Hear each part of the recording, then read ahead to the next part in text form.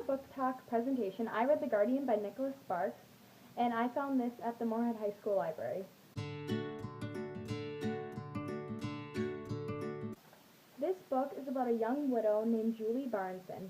Right after her husband's death, he left her two unexpected gifts, a Great Dane named Singer, and the promise that he will always be watching over her.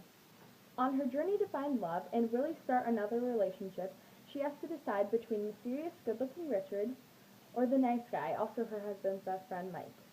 In the end, Julie will be fighting for her life because of deception and jealousy. I thought this book goes into great detail about the small town of Swansboro, North Carolina. Everything is described so vividly, from Julie's house to the restaurants they eat at to where she works.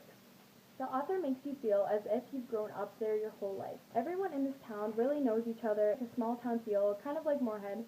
So I think that's one way I kind of related to this book, and I kind of liked it that way. The Guardian clearly defines each character in a way that you feel like you get to know them personally. All the main characters in the book seem to have great flaws, which just makes them more relatable and realistic. That's one other thing I really liked about this book. So they seem just like everyday humans, which their situations, like I can't relate them to my life, but some people can. Losing her husband to cancer and having a really bad relationship with her mom, Julie still seems to have a positive attitude. One quote that I found really meaningful in this book was the quote where Julie is describing the two types of attitudes people can have. The quote is, "She'd always believed that people come in two varieties, those who look out the windshield and those who look out the rearview mirror. She'd always been the windshield type. Gotta focus on the future, not the past, because that's all that's up for grabs."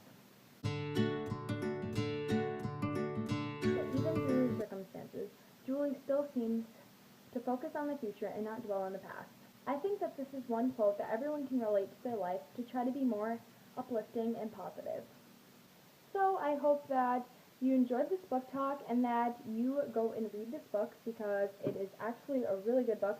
Even though it is kind of lengthy, it is worth the read.